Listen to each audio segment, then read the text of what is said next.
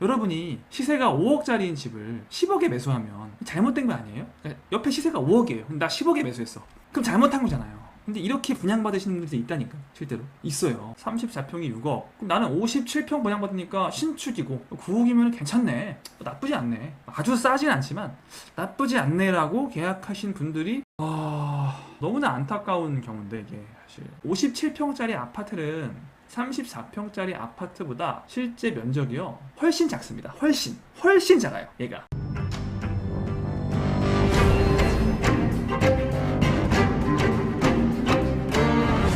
여러분도 익히 아시다시피 이 다주택자들은 주택을 추가 매수하는 게 상당히 어렵죠. 뭐 때문에? 세금 때문에. 뭐 다주택자의 종부세까지는 감면해 준다고 하지만 이건 뭐 정부가 발표를 한 거지, 이렇게 조정해 주겠다 발표한 거지, 이 세율 조정은 종합부동산세 법을 바꿔야 하는 내용이라 국회의 과반을 차지하고 있는 민주당의 동의 없이는 불가능하다. 어떻게 잘 협의를 해서 요 안을 통과시킨다고 해도 다주택자 입장에서는 더 무서운 게 있어요. 취득세. 다주택자가 주택을 새로 취득하는 입장에서는 종부세보다 훨씬 무서운 게 취득세입니다. 3주택부터는 12%예요. 12%. 여기에 지방교육세, 뭐 농특세까지 많이 붙으면은 13.4%까지 나와요. 이게 취득 가액의 13.4%라서 10억짜리 집을 내가 샀다. 그럼 10억짜리 집을 현금 10억으로 사는 사람은 거의 없죠. 보통 내 돈 한 뭐 6억 정도의 대출을 끼든지 전세를 껴서 10억짜리 집을 사는데요. 자본이 6억인데 세금이 얼마 나오냐? 10억의 14.4% 나오는 거죠. 그러니까 1억 3,400만 원이 나온단 말이에요. 내 자본이 6억인데 세금이 1억 3,400이야. 여기 복비에 다른 부대 비용 하면은 뭐 1억 4천 넘어요. 1억 5천이에요. 내 자본의 4분의 1 일단 떼고 시작해. 못 해먹겠죠. 솔직히 이 취득세가 가장 큰 걸림돌이란 말이에요. 그런데 다주택자여도 내가 주택이 세 채 네 채 있어도 12.4% 또는 13.4%가 아니라 4.6%만 내고 세 채든 네 채든 뭐 10채든 100채든 계속 4.6%의 취득세만 지불하고 매수할 수 있는 게 있어서 몇 년 사이에 다주택자들에게 주가가 굉장히 오른 게 뭐예요? 아파텔이죠. 이 아파텔이 뭐냐면 오피스텔인데 아파트처럼 생겼어, 이거예요. 아시는 분도 많겠지만 오피스텔은 주거용이든 뭐 사무용이든 취득세가 일단 4.6%예요. 이 4.6%라는 취득세가 무주택자에게는 높은 편이죠. 무주택자는 1%는 1.1% 내니까 취등록세를. 근데 4.6이면 높아요. 근데 한 3주택 이상 가지고 있는 다주택자 입장에서는 12.4% 내지 13.4를 내야 되기 때문에 4.6은 되게 싸단 말이에요. 그러면 4.6%를 1주택이든 100주택이든 똑같이 내는 오피스텔은 누구한테 인기가 많겠어요? 다주택자들한테 인기가 굉장히 많겠죠. 이렇게 취득세 중과를 때린 2020년 이후로 쭉 그래 왔어요. 인기가 많았습니다. 이렇게 오피스텔로서의 세금 혜택은 다 보면서 또 들어가면 보통 오피스텔이 우리가 이런 모습이에요. 원룸을 많이 상상을 하죠. 원룸 아니면 뭐 투룸 정도를 많이 상상을 하는데, 이 아파텔이라는 놈은 들어가 보니까 아파트인데? 구조? 아파트인데? 이게 오피스텔이긴 한데 공식적으로는 오피스텔이긴 해요, 아파트는. 근데 아파트처럼 생겼는데? 아파트 아니야? 사실 아파트라는 녀석은 구조는 아파트, 세금은 오피스텔. 그러니까 양쪽의 장점만, 아파트와 오피스텔의 장점만 딱 따서 차별화시켜서 부르는 게 아파텔이에요. 기본적으로 아파텔은 오피스텔보다 투자 가치가 좋죠. 그러니까 아파텔이라고 부르죠. 왜냐면 그냥 오피스텔이라고 부르기 싫어서 만들어낸 이름이 아파텔이거든요. 왠지 오피스텔이라고 하면은 기분 나빠. 야씨, 우리 집은 이렇게 생겼는데 이게 우리 집인데 오피스텔이라고 부르지 말아줄래? 호베이거든? 오피스텔이라고 부르지 말아줘. 아파텔이거든? 기본적으로 이름 자체부터 오피스텔보다 좀 더 뭐 위에 있다, 이런 뜻이 좀 담겨있죠. 자, 근데 또 정반대로 다주택자와는 정반대로 이 아파트를 굉장히 선호하는 분들, 이분들이 누구냐? 의외로 정반대 성향을 가지는 무주택 신혼부부. 그러니까 무주택자들은 별로 오피스텔을 선호하지 않는다고 했죠. 근데 무주택인 신혼부부들이 많이 선호를 합니다. 아파트를. 아파트보다도 아파트를 더 선호하는 경우도 많아요. 자, 왜 그러냐? 왜 그런지 볼게요. 자, 우리 모두의 부동산 카페, 네이버 카페에 올라온 글인데요. 이런 글이 계속 올라옵니다. 사실 계속 올라와요. 정말 많은 분들이 이런 고민을 하신다는 거죠. 아마 신혼부부들은 거의 다 하시지 않을까 싶은데, 자, 읽어볼게요. 무주택자의 고민입니다. 지금이라도 매수를 해야 되는지, 청약을 좀 기다려봐야 하는지, 특히나 이제 뭐 3기 신도시 청약까지 몇 년 안 남은 것 같아서 그걸 좀 기다려서 청약을 좀 해야 될까요? 여기 이제 많이 뜰 텐데 뭐 창릉에 38,000, 대장, 교산, 뭐 왕숙 쭉 뜰 텐데 이걸 기다려 볼까요? 이게 점수로 하시는 분들보다는 이 가점 낮으신 분들은 보통 그냥 매수로 가시는데, 진짜 애매한 부분들이 이 신혼부부예요. 신혼부부는 신혼부부 뭐가 있어요? 특공이 있잖아요. 이건 진짜 할만하거든요. 특히 자녀 계획이 있다면, 자녀 계획이 있고 소득이 도시근로자 가구당 월평균 소득 뭐 3인 가구 기준으로 했을 때 100% 또는 120% 미만, 한 달에 620만 원 내지 745만 원 이하라면, 이 이하이면서 자녀까지 계획이 있다면 청약 가능성이 꽤 있단 말이에요, 실제로.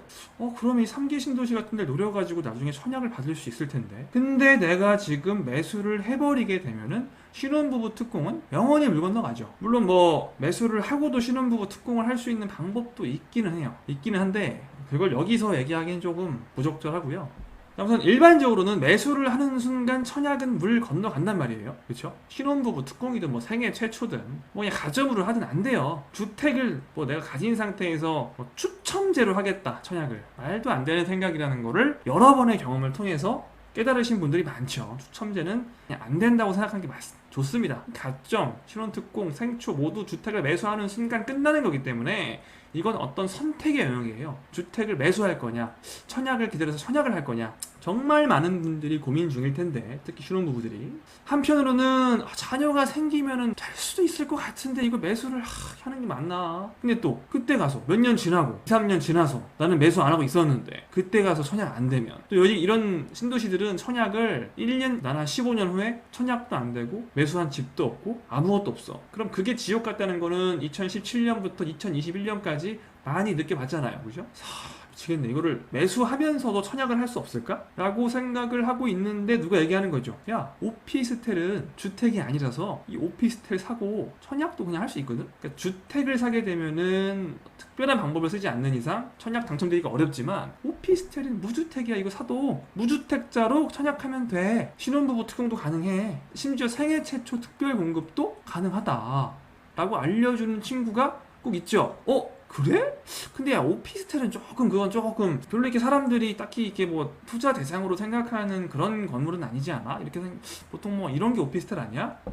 이 친구가 야 봐봐, 이게 오피스텔이야. 이런 오피스텔도 있어. 이런 오피스텔들을 뭐라고 해? 아파텔이라고 하거든. 또 아파텔 투자하면 돼. 우리도 했어. 아파텔 투자하고 나중에 청약해. 아파텔 투자하고 나중에 또 신혼부부 특공이든 생초든 다 해. 왜? 아파텔은 오피스텔이거든. 주택 아니거든. 생긴 건 아파트처럼 생겼지만 오피스텔이라서 주택 아니거든. 물론 오피스텔이 주택으로 들어가는 경우도 있죠. 세금 낼 때, 양도세 낼 때, 이럴 때는 주택으로 들어가야 주택수에 들어가지만 청약할 때는 주택수에 안 들어갑니다. 그냥 무조건 안 들어가요, 청약할 때는. 그래서 댓글에다가 모부님 오피스텔도 뭐 언제 이후에 매입한 거는 주택수에 넣는다는데요? 그건 세금 낼 때요. 세금 낼 때, 양도세 낼 때고, 청약할 때는 주택수에 안 들어갑니다.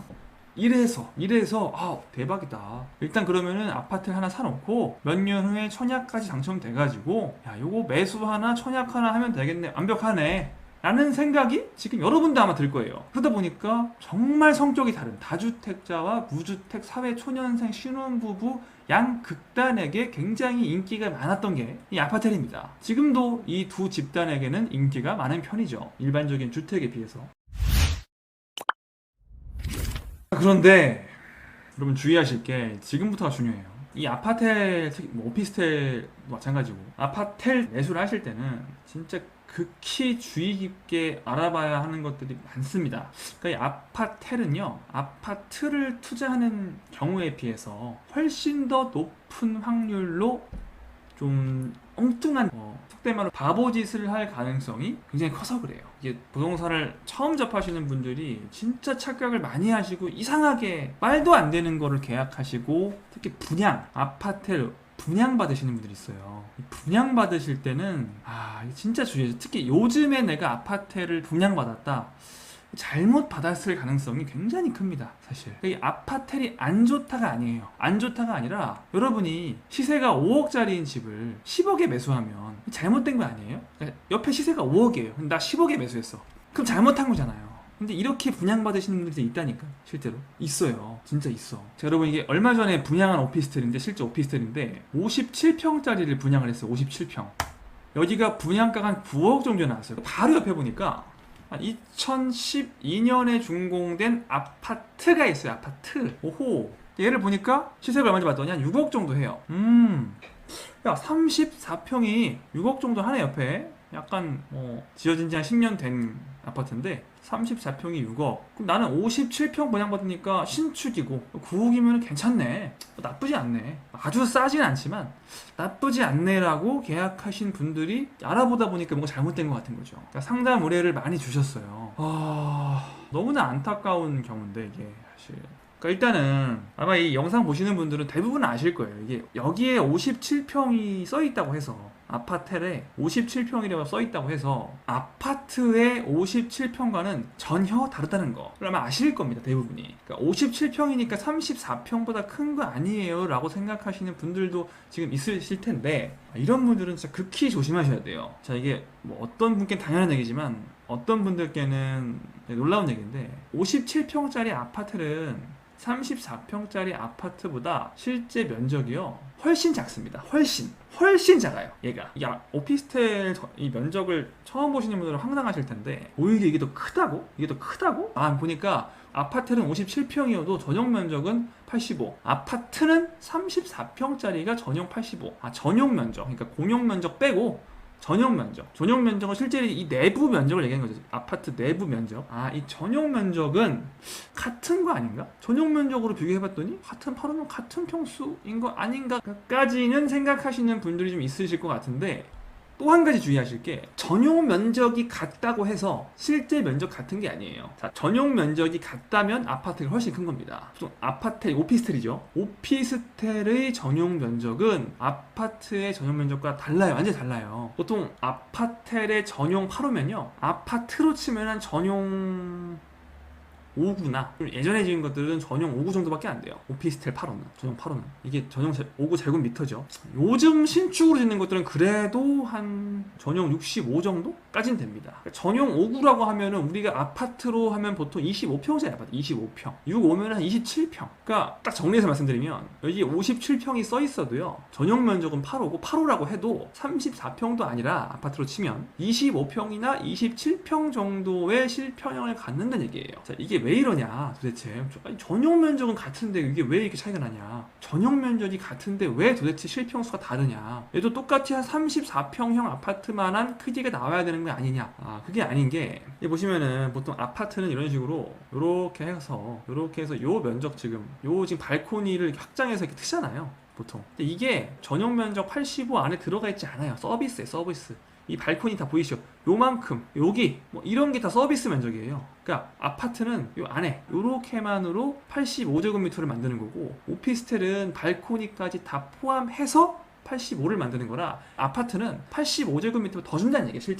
실제로는 전용 8호보다 훨씬 더 줘요. 실제로 훨씬 커요. 아파트는 전용 면적이. 근데 오피스텔은 그런 게 없죠. 오피스텔은 서비스 면적이 없어요. 아파트만 서비스 면적이 있습니다. 그리고 두 번째, 벽이 있잖아요. 벽. 이런 벽들을 아파트에서는요 전용 면적이 안 넣습니다. 실제 이 우리가 거주할 수 있는 내부 면적만 계산해요. 근데 오피는 다 넣어버려요. 벽 두께도 넓이에 넣어버리기 때문에 벽이 두껍게 되면은 실제 면적이 좀 깎이겠죠.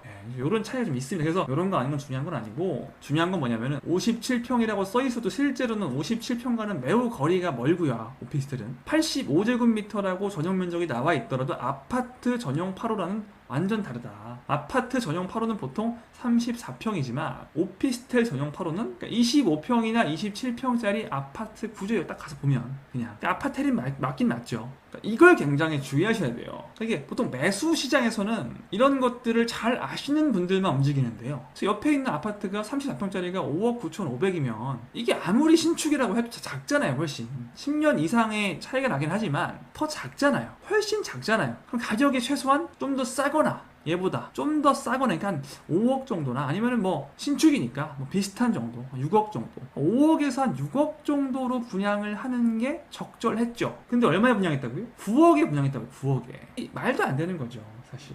여기거든요. 여기가 어디냐면 파주 운정신도시인데, 여기 보시면 이 멀쩡한 아파트가 그렇게 구축도 아니에요. 여기에 지금 34평짜리 아파트가 실거래가가 6억도 안 해요. 지금 6억도 안 하는데 얼마 전에 분양한 요 앞에 오피스텔이 여기 이 오피스텔이 지금 분양가 보면은 9억에 나왔죠. 약간 미분양이 나서 아마 지금도 계속 뭐 매수자를 찾는 걸로 알고 있는데 이 건설사에 제가 고소당할 수도 있을 것 같긴 한데 저는 개인적으로는 이 남은 물량을 절대 받아가지 마시라고 추천드립니다. 이 아파트를 사고 싶으시면은 그냥 이 아파트를 사실래요? 제발 요 오피스텔을 9억 주고 하지 마시고 제발 3억 아껴주셔가지고 여기 6억짜리 더 크고요. 초등학교도 품고 있고 도서관도 품고 있는 아파트가 있으니까 제발 이걸 하시는 게 어떨까. 그러니까 이 아파트를 제가 지금 추천하는 게 아니에요. 예, 추천 안 합니다. 저 추천 안 하는데 내가 너무 여기 살고 싶어. 운정 신도시에 살고 싶어. 운정은 GTX인데 솔직히 GTX는 여기 있단 말이에요. 여기 GTX에서 한 1시간 도보로 한 1시간 넘게 떨어져 있는 곳이란 말이에요. 이 운정은 GTX의 모든 걸 거는 곳이에요, 여러분. 모든 걸 어딘지. GTX에서 멀잖아요. 추천 안 해요. 추천 안 하는데 내가 집을 사야 되시면은 이 아파트를 하시는 게 낫다는 거죠. 그러니까 지금 이 오피스텔을 지금 남은 물량을 분양받으신 분들은 어쩌다가 그렇게 됐을까? 그러니까 지금 이렇게 보면 당연히 하지 말아야 될 분양이잖아요. 당연히 받지 말아야 될 분양인데 왜 받았을까? 이게 분양가라는 거는 무조건 싸게 나온다고 고정관념이 박혀버리신 분들이 많은 것 같아요. 분양가는 싸다, 무조건 싸다, 시세보다 싸게 나오는 거다라고 고정관념이 생기신 분들이 많은 것 같은데 고정관념 자체가 분양가라는 건 싼 거다, 분양은 대박이다, 당첨되면은 대박이다라는 공식이 생겨버리면서 어떻게든 천약만 받으면 돼가 된 거예요. 여러분이 꼭 아셔야 될 게 아파트가 아니면요 그 이외의 모든 분양, 상가든 오피스텔이든 뭐 지식산업센터든 뭐가 됐든 간에 이런 시세 차이, 로또 분양이라는 건 없어요. 로또 없습니다. 그러니까 아파트만 로또 분양이 있는 거예요. 왜? 아파트는 분양가 심사를 하거든요. 거기에다가 분양가 상한제까지 있거든. 분양가 상한제가 적용이 안 돼도 심사를 또 합니다. 그래서 뭔가 뭐 비싼 것 같으면은 안 해줘, 탈락시켜요. 그래서 무조건 싸게 분양을 해야 돼요. 아파트는 건설사나 그 땅 주인들은 마음에 안 들지만 그냥 해야 됩니다. 싸게 분양해야 되는데 아파트를 제외한 모든 부동산은 싸게 분양할 의무가 없죠. 이게 아파트는 의무 때문에, 오로지 의무 때문에 저렴하게 분양하는 거고요. 아파트 이외의 모든 분양은 저렴하게 분양 안 해요. 즉 시세 차익이 없다고. 그냥 제가 예전에 상가 투자 관련 영상에서 한번 얘기했었는데 상가도 분양은 받지 마라, 이렇게 된다. 특히 신도시 분양 상가 절대 받지 마라 라는 얘기 했었는데 오피스텔, 아파텔도 마찬가지입니다. 이게 아파텔 투자의 첫 번째면 분양은 웬만하면 피해라. 분양을 싸게 해줄 이유가 없잖아요. 분양을 싸게 해줄 의무가 없는데 분양을 싸게 여러분께 줄 이유가 없잖아요. 근데 이게 또 청약이라고 뭔가 뜨면은 묻지마로 달려드는 분들이 있다는 걸 아셔가지고 옛날 같았으면은 옆에 아파트가 6억인데 9억에 분양하면은 하나도 분양이 안 되죠. 전체 다 미분양이 나야 되는데 요즘은 이게 또 분양이 됩니다. 왜냐면 아까 말씀드렸듯이 청약이라는 걸 받으면 대박이야 라는, 로또야 라는 어떤 공식이 있기 때문에 뭐 피를 받을 수 있을 거라 생각해요. 프리미엄을 절대 못 받죠. 물론 나중에 옆에 있는 아파트가 미친듯이 올라가지고 얘가 12억이 됐네, 2배 올라서, 그러면 이 친구도 뭐 12억은 될 수도 있으니까 피가 붙을 수 있겠지만 이렇게 되려면 뭐 몇십 년이 걸릴지 우리가 알 수가 없잖아요. 이래서 지금 오피스텔 분양하는 업체들이 배짱으로 합니다. 그냥 옆에 뻔히 6억짜리 아파트가 있는데 더 작은 오피스텔을 9억에 분양하는. 일단 아파트든 오피스텔든 가장 주의하실 게 이거예요. 면적을 제대로 알고 바로 근처에 아파트들이 있으니까 좀 제발 좀 비교를 한번 그냥 이렇게 간단하게라도 해보고 분양을 받으려면 받고 매수를 하려면 해야지, 이것도 모르고 하게 되면 큰일 난다. 여기 청약하신 분들은 벌써 몇 억을 손해보신 거죠. 지금 이미 분양 받으신 순간부터 시세 차익이 있는 게 아니라 시세 차 손해가 있는, 손해가 한 3억 정도 발생하는 거예요. 바로 분양 받으신 분들께 너무 제가 안타까운데, 그럼 이제 이것만 알면 되나요? 절대 아니죠. 무주택 신혼부부이신 분들을 저는 좀 더 타깃으로 하고 싶은데, 다주택자는 또 이런 거 잘못하지 않거든요. 다주택자가 이런 것도 모르고 투자하겠습니까? 그럴 리가 절대 없죠. 근데 이제 무주택 신혼부부들이 청약도 하면서 매수도 하려고 막 이러려고 하다가 보니까 잘못해버려가지고 오피스텔 이상한 걸 받게 되는 이런 경우를 좀 방지하시라는 거고, 주의할 점만 잘 파악해서 투자하시면 매수도 하시면서 청약도 받는 이 플랜이 실제 가능해요. 젊으신 분들은 꼭 한 번씩 생각해 보시고, 다만 이제 아무렇게나 하지 마시고 제가 오늘 말씀드린 내용을 필두로 해서 이 도서를 일단 한번 구입해 보세요. 무조건 오르는 아파텔 투자 공식이란 도서인데, 제목은 조금 이제 이게 뭐 무조건까지는 뭐 아니고요. 다른 아파텔, 오피스텔에 비해서는 훨씬 상승할 가능성이 큰 아파텔은 어떤 아파텔이냐, 그리고 잘못된 판단을, 방금 봤던 그런 사례처럼 잘못된 투자를 하지 않으려면 어떤 것들을 주의해야 되는지 그 조건을 명확하게 정리를 해놨거든요. 여기 보시면 반드시 필수 조건이라고 딱 찍혀있는 8가지가 있어요. 8가지 조건은 지키라는 거예요. 아파트 투자를 할 거면. 여러분 웬만하면 이 8가지 조건 중에서 한 2가지 정도가 어긋난다 하면 그 아파트는 하지 않는 게 좋습니다. 8가지 중에 7개에서 이왕이면 8개 모두 다 충족을 하는 곳을 들어가시는 게 좋아요. 많이 있거든요. 7, 8개를 다 충족하는 곳이 되게 많이 있기 때문에 굳이 이걸 충족 못하는 곳을 할 필요가 전혀 없죠. 그리고 파트 4를 보면 구체적으로 이제 아파트를 투자하기에 유망한 지역이 어디인지 좀 정리를 해놨어요. 일단 서울과 경기도 쪽에 유망한 지역들, 그다음에 인천이랑 지방광역시 쪽에 좀 유명한 지역들을 실제 단지들까지 이제 보여주면서 말씀해 주시니까 요거를 제가 뭐 다 다룰 수는 없고 도서로 보시는 게 훨씬 이해하기가 쉽습니다. 책을 읽다가 모르시는 내용이 있으면 이제 카톡방 들어오셔가지고 질문을 하세요. 여기 보시면 신혼부부 특공을 노린다면 자산 기준을 확인하라. 이게 보통 왜냐면은 아파트에 투자한 젊은 부부들이 보통은 신혼부부 특공 노리거든요. 지금은 자녀가 없어서 내가 지금은 청약을 좀 하기 힘들지만 몇 년 있으면은 한 2, 3년 있으면 자녀가, 특히 뭐 자녀가 한 2명 생겼다, 그러니까 하나 낳고 둘째를 임신했다, 임신한 순간 사실 거의 청약은 거의 되기 때문에 자녀 계획이 2명까지 있다라고 하시면은 주택은 웬만하면 매수하지 마시고요. 근데 자녀를 낳기 전까지 하염없이 있기가 좀 그렇다, 아니면 뭐 실거주할 공간이 필요하다라고 하시는 분들, 근데 원룸 같은 거는 살고 싶지 않다라고 하시면 이 아파텔이 가장 좋은 대안이 되겠죠. 그래서 그런지 여기도 보시면은 신혼부부 특공에 대한 얘기도 나와요. 신혼부부이신 분들은 이 부분도 꼭 참고하시고, 그다음에 이제 아파텔은 기본적으로 아파트가 아닌 오피스텔입니다. 공식적으로 오피스텔이기 때문에 세금은 완전히 오피스텔의 세금 규정을 따릅니다. 나중에 종부세나 양도세나 취득세 면에서 보통 불리한 건 거의 없어요. 불리한 점은 세금 면에서는 확실히 유리한 게 많죠. 아무래도 주택이 아닌 걸로 취급되는 경우가 많다 보니까 책을 참고하시고요. 마지막으로 좀 드리고 싶은 말씀이, 아마 이 청약을 하시기 전에 이렇게 아파트를 그냥 하나 투자해서 가지고 있을까, 아니면은 전세를 살까, 지금 좀 장이 안 좋은 것 같은데 전세 사는 게 낫지 않을까? 여러분, 전세는 기본적으로 이게 뭐 상승장이든 하락장이든 기본적으로 좀 비추합니다. 하지 마세요. 전세는 하지 마세요. 그 유명한 영상 있죠? 부익남님 영상. 이 전설의 영상이 있어요. 이 영상은 이게 필수입니다. 필수. 여러분, 부동산 하시는 분들은 필수예요. 요즘 보면은 굉장히 많은 분들이 이제 이 영상의 내용을 이해를 하셔서 세입자들도 전세를 이제 기피하더라고요. 슬슬. 요즘 보면 전세 수요가 확 줄고 월세 수요가 팍팍 늘고 있기는 하죠. 물론 이게 이제 뭐 금리가 워낙 오르다, 저희가 거침없이 하이킥을 좋아해서 보고 있었어요.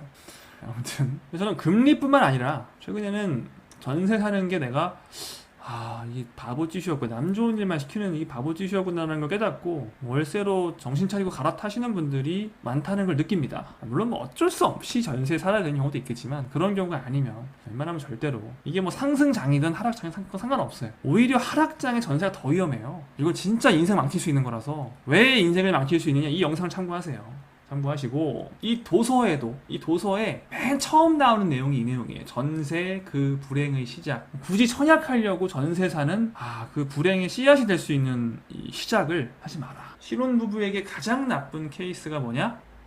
약간 유머로 하신 말씀이신 것 같긴 한데, 마음씨 좋은 집주인을 만나면 그 사람 인생이 꼬이는 거다. 이것도 이제 부익남님 최근에 올라온 영상 중에 아디공님 출연하셔서 말씀하신 바니까, 나중에 저희도 이제 카메라 켜고 하면 섭외 좀 해야죠. 카메라에 제 얼굴이 나오는 그날까지 여러분 많이 시청해 주시기 바랍니다. 그럼 여러분, 저는 다음 시간에 더 좋은, 더 유익한 정보와 다른 도서도 가지고 돌아오겠습니다. 여러분, 다음 시간에 만나요. 안녕.